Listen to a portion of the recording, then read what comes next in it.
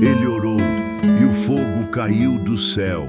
Diante de uma multidão, ele desafiou reis, confrontou falsos profetas, e o Deus vivo respondeu com poder.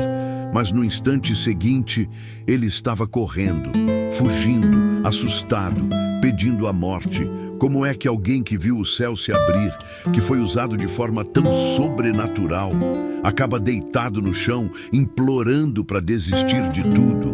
Essa história não é só sobre Elias. É sobre o que acontece quando o corpo está cansado, a alma ferida e o coração esgotado. Essa mensagem é para você. Fica comigo até o fim. Essa história vai te confrontar, te consolar e talvez te salvar. Antes de continuar, se inscreve no canal, ativa o sininho e deixa o seu like.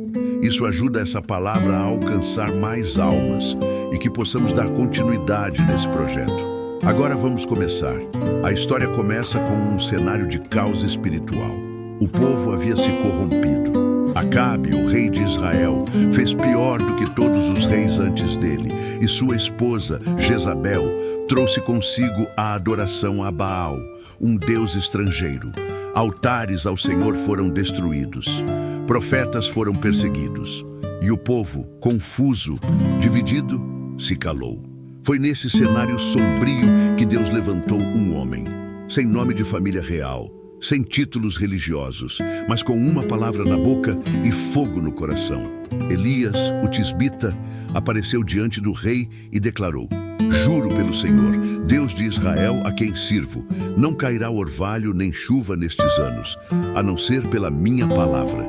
1 Reis 17:1. Aquilo não era apenas uma crise climática, era um juízo direto contra Baal, considerado pelos pagãos o deus das tempestades e da fertilidade.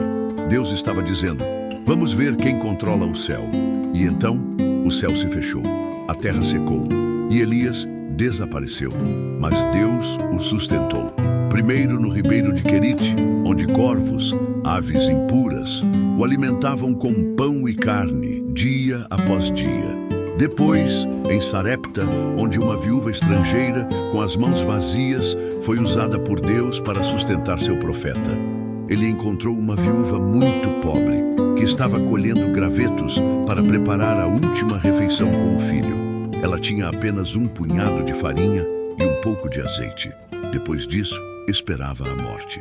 Elias pediu que ela fizesse primeiro um pão para ele e prometeu: "A farinha da panela não se acabará, e o azeite da botija não faltará, até que venha a chuva." Ela creu, e o milagre aconteceu. O azeite não acabou, a farinha não faltou. Dia após dia, Deus sustentou aquela casa com provisão contínua. Simples, mas fiel. Mas nem tudo foram dias fáceis. Certo dia, o filho da viúva adoeceu e morreu. A mulher, desesperada, se voltou contra Elias. "Você veio até minha casa para lembrar dos meus pecados e matar meu filho?" Elias não discutiu.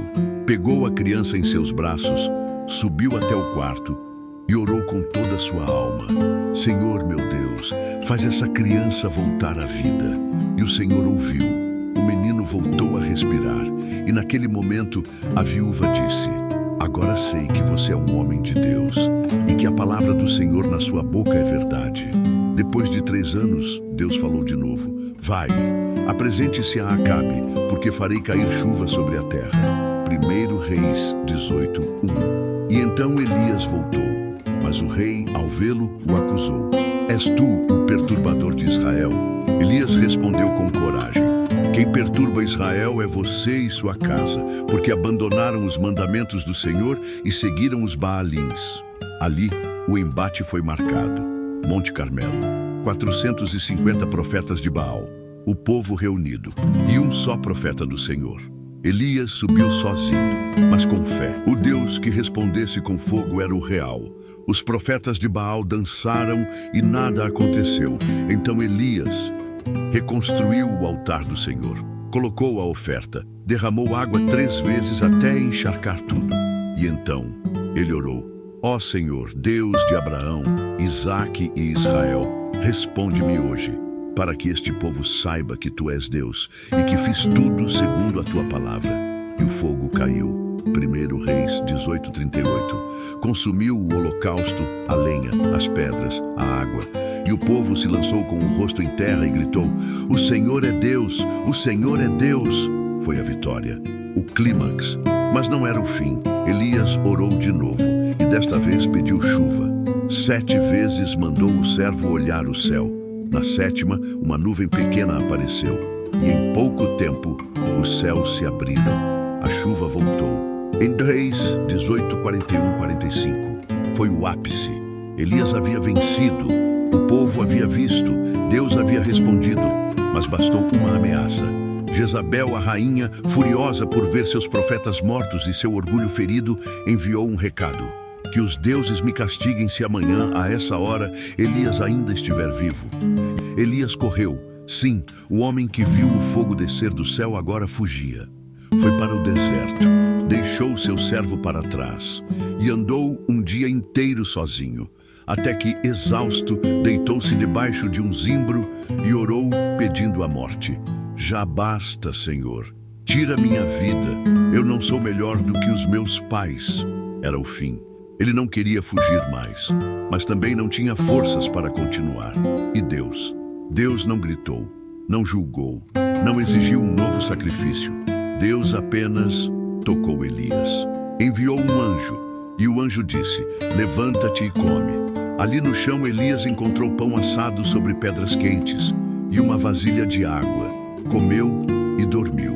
E mais uma vez, o anjo voltou: "Levanta e come, porque o caminho te será longo." Deus não deu uma bronca, deu sustento, deu descanso, deu comida. E com aquela força, Elias caminhou 40 dias e 40 noites até o Monte Horebe, o mesmo Sinai onde Moisés ouvira a voz de Deus. Ali, ele entrou numa caverna e se escondeu. E Deus perguntou: "Que fazes aqui, Elias?" E ele respondeu com o coração ferido: "Tenho sido zeloso pelo Senhor, mas destruíram teus altares, mataram teus profetas, e só eu fiquei. E agora querem tirar minha vida." Então Deus disse: "Sai e fica neste monte diante de mim." E naquele momento veio um vento forte que despedaçava as pedras. Mas o Senhor não estava no vento. Depois, um terremoto. Mas o Senhor não estava no terremoto. Depois, um fogo. Mas o Senhor não estava no fogo. E então veio um sussurro suave, uma brisa. E quando Elias ouviu aquele som, ele cobriu o rosto com um manto, porque era ali, naquele silêncio, naquela doçura, que Deus estava. E naquele momento, Deus não apenas reconfortou Elias, Deus o recomissionou. Disse: "Volta pelo mesmo caminho, ainda há profetas fiéis. Ainda há pessoas que não se dobraram a Baal. Você não está sozinho. Talvez você nunca tenha visto um céu fechado obedecer a uma palavra sua. Talvez nunca tenha sido alimentado por corvos no meio do nada. Nunca tenha orado e feito a farinha da panela se multiplicar. Talvez nunca tenha clamado e visto um morto voltar à vida. Talvez nunca tenha desafiado centenas de falsos profetas e presenciado o fogo cair do céu." Elias viu tudo isso, tudo. Viu Deus prover, curar, ressuscitar, responder com poder. Mas mesmo assim, ele caiu. Mesmo depois de tantos milagres, a alma dele fraquejou. Mesmo depois de ver o céu se abrir, ele se deitou no chão, querendo morrer. Isso te parece familiar? Você já orou muito, já serviu muito, já foi forte por fora enquanto por dentro estava despedaçado. Já continuou mesmo cansado, mas agora talvez esteja querendo apenas sumir. Se for você, essa palavra não vem para te julgar, ela vem para te lembrar. Até Elias teve um dia assim, e Deus não o abandonou. Ele não exige que você esteja sempre forte. Ele não exige que você impressione. Deus vem até você quando você está fraco. Alimenta, toca, fala e te mostra que o propósito ainda está de pé.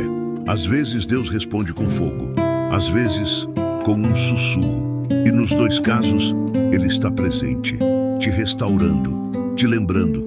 Você não está sozinho. Ainda há caminho, ainda há missão. E Ele ainda conta com você. Se isso falou com você, comenta aqui embaixo. Deus, renova minhas forças. Eu ainda quero te ouvir. Curte esse vídeo, compartilha com alguém que está cansado, esgotado, mas que ainda carrega uma promessa. Se inscreve no canal, ativa o sininho e que o mesmo Deus que visitou Elias no deserto te encontre agora, com graça, com silêncio e com poder. Nos vemos no próximo vídeo. E até lá,